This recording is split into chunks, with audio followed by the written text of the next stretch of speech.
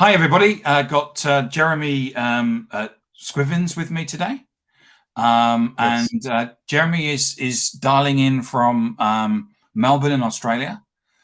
Jeremy, where can people get hold of you? On LinkedIn. There's only one Jeremy Scrivens on LinkedIn, I think. Right. On Twitter at Jeremy Scrivens. Right. LinkedIn and Twitter are two, and also on Facebook. But I think LinkedIn and Twitter are two great ways to start. Okay. And you're happy to take questions and that as we go through this, if there's any audience participation. Yeah, sure. And also during or after, and I'm open to these kind of things. You're a big social person anyway, aren't you? So yeah, and I just believe in sharing and having conversations. I think I'm not really interested in celebrity stuff.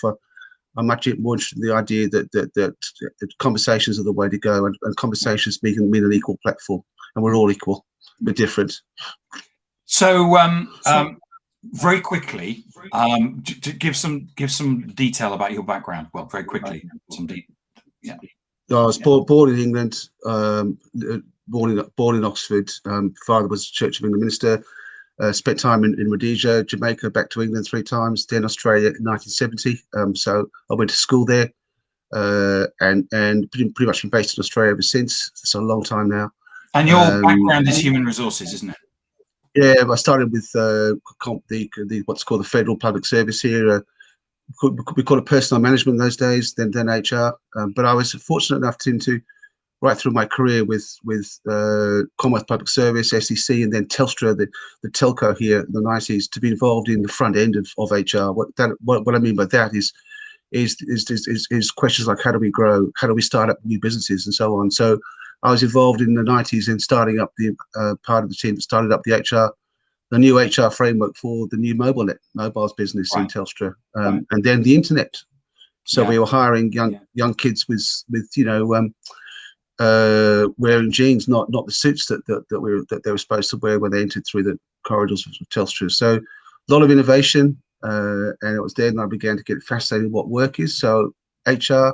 But then 2000, I left Telstra. I thought there must be life after a big telco or a big company, and I started my own business. And I converted to a strengths-based approach of seeing things, and called my business the emotional economy at work. Why? Because I began to realize that the engagement of people at work was no longer discretionary but essential, and most people are not engaged at work at a time when we need every scrap of talent to collaborate and to innovate at scale. And so I've been in that space now, but largely most of my practice is working with organizations and communities to engage their people in topics to reimagine the future of business, the future of work. And I began to use that phrase, one of the first to do it about 6, 7, 8, 9 years ago.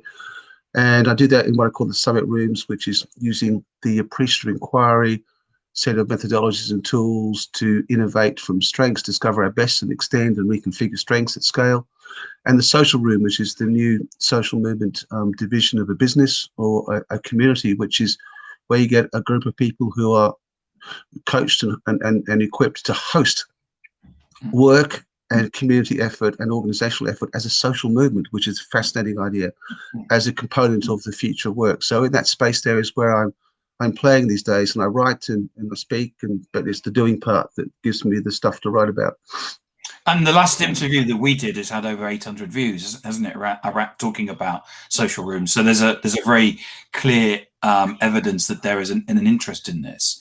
Why don't you just give a very quick talk through the mushroom story, because this is how you came about realizing that this employee participation was so important and social within a business. Yes. So I will run through it quickly, but the mushroom farm was a farm in Australia that was a family-owned enterprise, and grew beautiful mushrooms, but they were dependent on the supermarkets, and the supermarkets went into a price war, crunched the price of mushrooms from $28 to $60 a kilo overnight. CEO was devastated.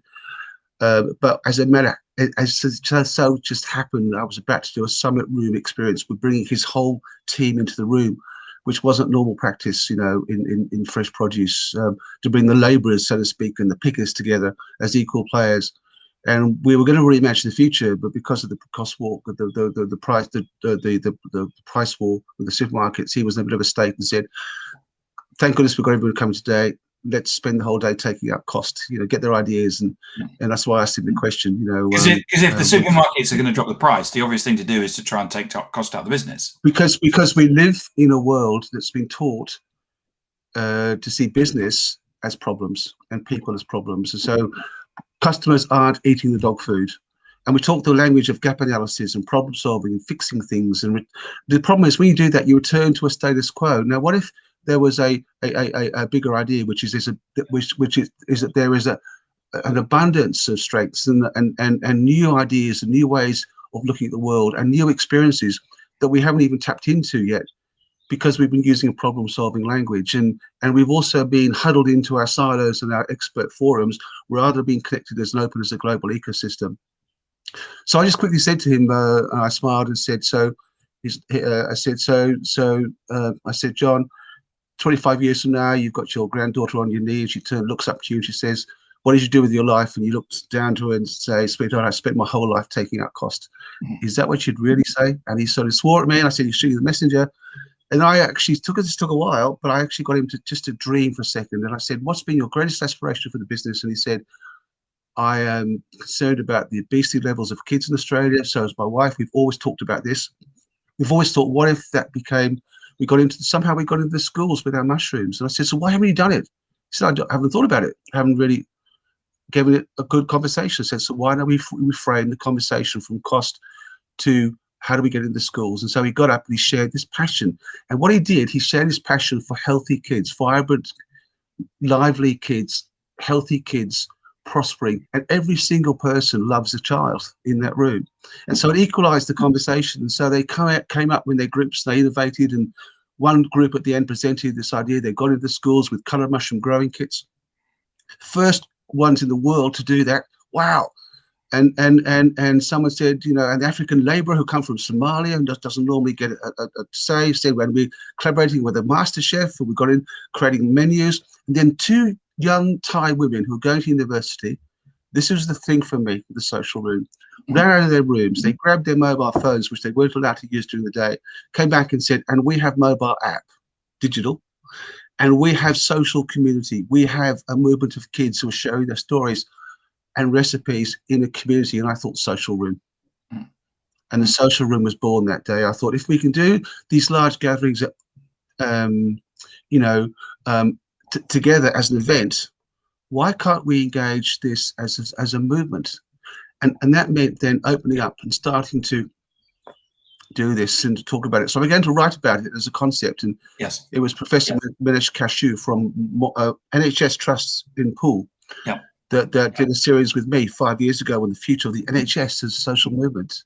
Yeah. And then Sasha Romanovich from Grant Thornton, said, "Come back to England and start up our first social room." Then City of Birmingham, Civico's second social room, then Ultimate Software Miami, and now 2 more social rooms started up. So these are progressive, but they are the idea of engaging people in the future of work and business, which is both cause-based and commercial. Yes. If it's good enough for us to do a social good cause together, it's good enough for us to do business together. So what in effect this is, it's reinventing the old marketplace concept of work that existed before the Industrial Revolution, took us out of the marketplace, out of the village square, where we did our business and we did our we did our life together. And we broke all those things down, and it's bringing together life and work as it was meant to be. So in terms of the marketplace, what would happen in the old days was that you worked at home. So you made shoes, or you were a butcher, or you were you made pots, or you were a potterer. And what you did was that you had a shop and people came by. But what you did with the marketplace was that you went to the marketplace and you sold to each other. And you were accountable to each other. And sorry? You were accountable because you knew each other. You couldn't rip each other off because you had to live in community together. Yeah. So explain to us about how one of the, talk us through one of these social rooms that you set up, and how you set it up, the people that came together, and so the audience can understand the Sure. mechanism of this. I'll talk about Ultimate Software. Yes. And let me say that it doesn't have to be a tech company, because this is the only one that's a tech company. But Ultimate Software are a company that it's an HR tech company based in Miami. It's been around for a number of years. First in the world to put payroll in the cloud. But they also are very much into the new, what I call the new tech. That is the tech around AI and digital and employee experience, individualizing the work experience, putting the tech in the hands of people at work, and as a daily tool, not just something that you come back to every now and again, as we did with data, for example, years ago. But they also have a passionate belief that there's a reason why they do what they do, which is that they want the tech to make the world a better place. That's what I call a second stream view of the world. So Trudy Wonder, who is their director for marketing, was following the work I was doing in the UK with the Civico social room in Birmingham with Trevor Haynes' team. And my son Tom had written. My son and Tom had brain cancer, and Trudy had an illness as well. And so we began talking. But she was fascinated in what was happening in a Civico, where these young people were now hosting these social conversations in Birmingham that were so powerful and so authentic. And she said, "You know what, Jeremy? We have a passion that we call equity at work. That is, that we think that we've got to do something about changing the mindsets about how to design workplaces that are, fit for purpose in the 21st century, that enable every individual to flourish. Because right now we know most people are not flourishing at work, and if we just put the tech, as good as it is, onto any old culture, it's not going to take." She said, "Would you come to Miami, and would you use that becoming social syllabus that you've talked about, you started up with?" So I did. So here's how it works. She said, "What do we need to start this up?" I said, "This is a hosting." So a social room is started up and hosted by a group of people. Most people on social media act as individuals, quite frankly. Yeah. They act as individuals. They do not act collaboratively together. They don't share. They don't support each other. So when you share, it's a geometric impact. Yeah. If you do that. But so I flew to Miami. Before I did, I hooked up with on a Zoom call, as you do, with about 10 of them, including a vice president of the company, also their brand new intern. And she was there in the first or second or third day at work, and she was selected to join this experience. And I got on a Zoom call, and I said, "Okay, here's the first task I want you to do. Hashtag what breaks your heart. I want you to write a story about something that you care passionately about, something that you want to put right. It's as a social good, social justice thing, something you feel strongly about. What is it? Speak it out." For in a Civico, for Rav, it was homelessness, for example. For Trevor in a Civico, it was finding jobs for ex-offenders who couldn't be trusted with jobs. That's what they were passionate about. So hashtag what breaks your heart. Write this. And then the second part of the blog is to then paint a vision of what you think that better world could look like if this was put right. But not just put right, but it became something powerful and even more live and vivid. Yep. And the third thing is a call to action, asking people to join you in the work to put this right and to create the future. Now that is the three elements of a social room conversation. Right. Every single one wrote their blog. Right. And when we got to Miami, we went through the blogs together, and we laughed and we cried together. I also deployed the world's first talent dashboard called Brilliant Fit, which I used to identify the natural strengths of every single person. So we actually looked at how each individual person would want to, how they could be on social media working to their strengths, and what were our collective strengths.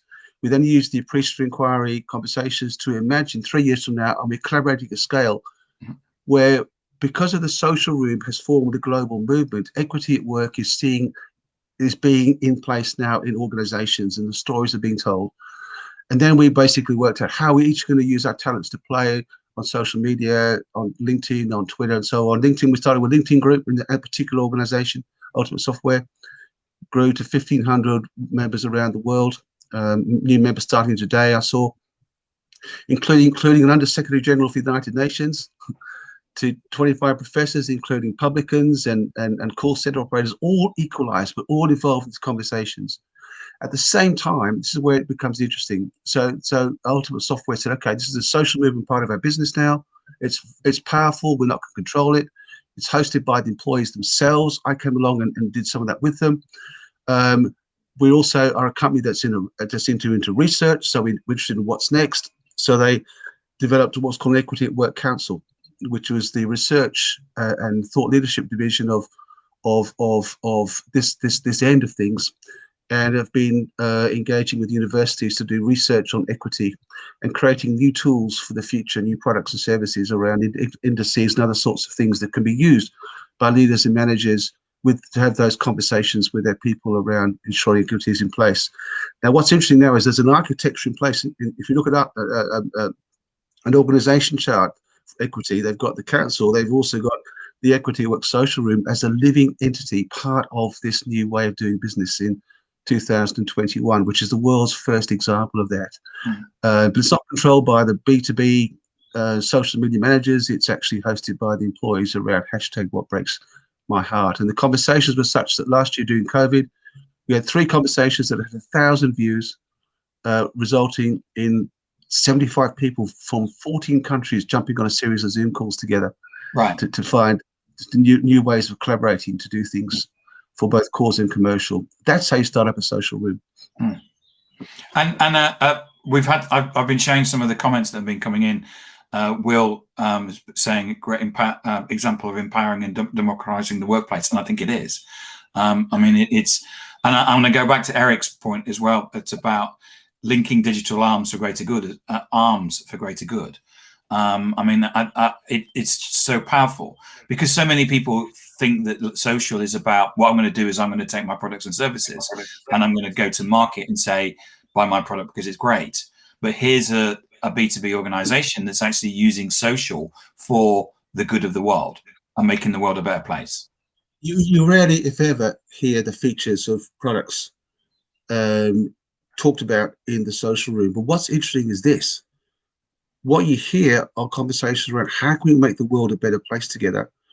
So one conversation was where 2 young professionals in 2 different organizations were in Birmingham doing something about homelessness, breaking the barriers down, physically finding food, doing things, opening doors.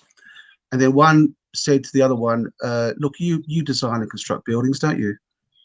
And she said, yes. He said, look, we're moving an office from London to Birmingham. Would you like to build it for us? And she rather innocently said, why would you approach us? Now, he said, you're good at what you do. I'm assuming that your products are good. He said, if it's good enough for us to do a social good cause together, it's good enough for us to do commercial work together. And that is what I call bypassing the gatekeeper. Yes, it is. Because they're in effect going, single tender. Because the person, you get to know the person, you get to like the person. You don't do business in the marketplace as it used to be. You don't do business based on the quality of the goods and services being touted at you. You knew that the people in your town produced good services and good goods. You did business because you knew that person and you trusted them. Yeah, there's a research company called JP Power that used to do this analysis of cars, and they actually they stopped doing it because of the fact that what they realized was that if it's you're flying in on holiday, you get to the airport, you go to your car, it's been stuck in a car park for 2 weeks, it's been frozen for 2 weeks because it's been cold because it's been winter, and you put your key in, you turn it, it will start, and it doesn't matter what car it is. So the fact of the matter is that every product is the same, and people don't have the knowledge to differentiate it. The only differentiation you have is your people. It's the use to which the product or service is put that matters. Is it a first stream use, which is trust is key, definitely, mate. Nice to see you, mate.